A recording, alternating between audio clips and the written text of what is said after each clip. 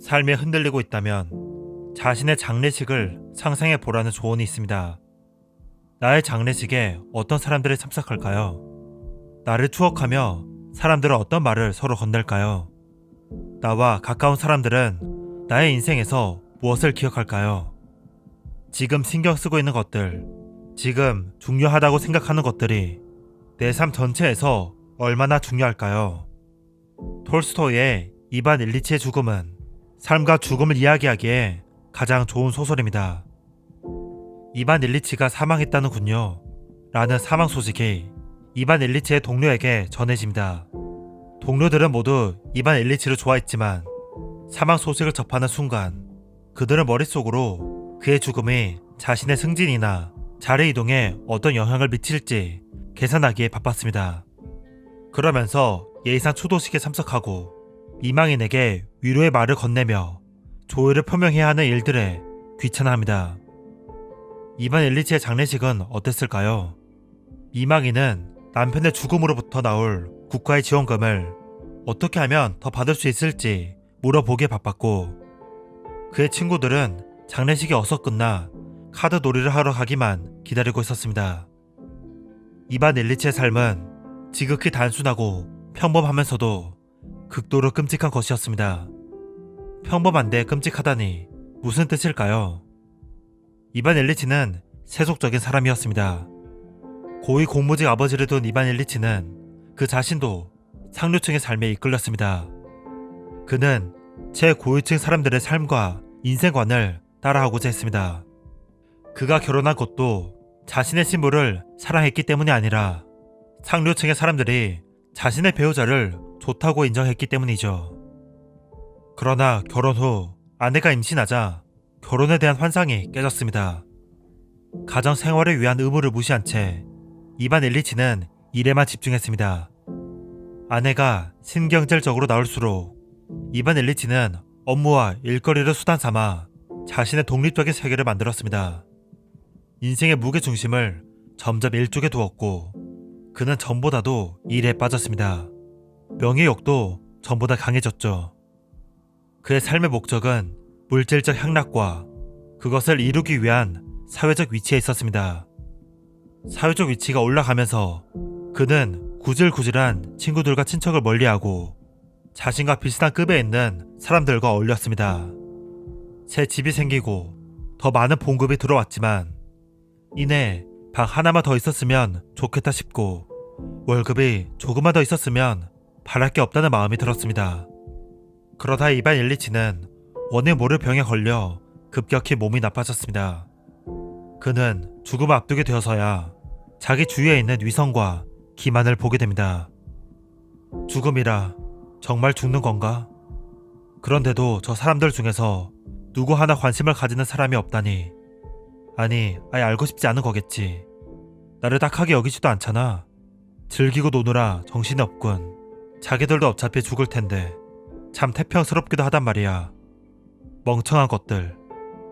이반 일리치는 자신의 인생을 되돌아보았습니다. 학창 시절에는 그래도 정말로 좋은 무엇인가가 있었습니다. 즐거움이 있었고 우정이 있었고 또 희망이 있었죠. 하지만 어린 시절로부터 멀어지면 멀어질수록 그리고 현재에 가까워질수록 기쁨들은 점점 더 하찮은 것으로 점점 더 추한 것으로 바뀌었습니다. 이반 일리치는 속으로 말했습니다. 생명력이라곤 전혀 없는 직장 생활에 열심히 공을 들이면서 또 돈 걱정을 하면서 1년이 가고 2년이 갔고 또 그렇게 10년이 흐르고 20년이 흘렀다. 한 걸음씩 산을 오른다고 생각했지만 사실 한 걸음씩 산을 내려가고 있었던 거야. 세상 사람들은 내가 산을 오른다고 보았지만 정확히 그만큼씩 삶은 내 발밑에서 멀어져 가고 있었던 거지. 인생의 수단으로 삼으며 추구했던 모든 것들, 보여지기 위한 결혼, 사회적 위치를 위한 일, 겉멋 맡은 동료와의 교류, 모든 것들이 삶과 죽음을 제대로 보지 못하게 하는 거짓이자 기만이었음을 알게 됩니다. 마지막에 가서는 오직 자신의 수발을 드는 하인 게라신만이 자신을 진심으로 대해주고 기만 없이 죽음을 함께 바라봐주는 존재임을 깨닫습니다.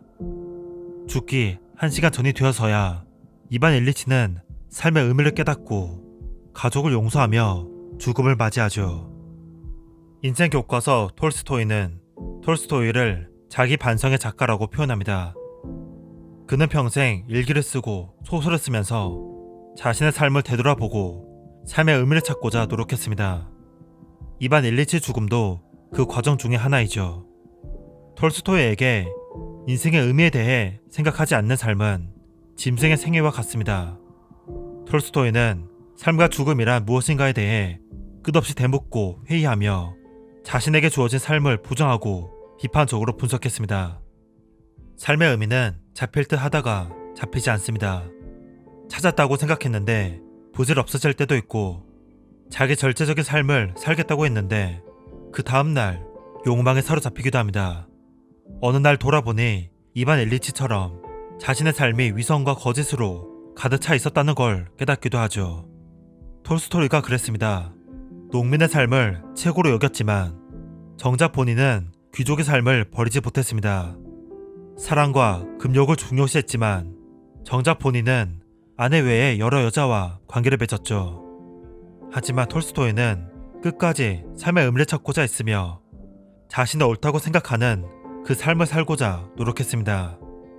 전쟁과 평화, 안나 카레니나로 문학적 명성이 절정에 도달했을 때 톨스토이는 자신이 써왔던 모든 문학 작품을 갑자기 부정했습니다. 그리고는 자신만의 새로운 사상을 내세웠죠. 톨스토이의 소설에서 어떤 정답을 찾기는 힘듭니다.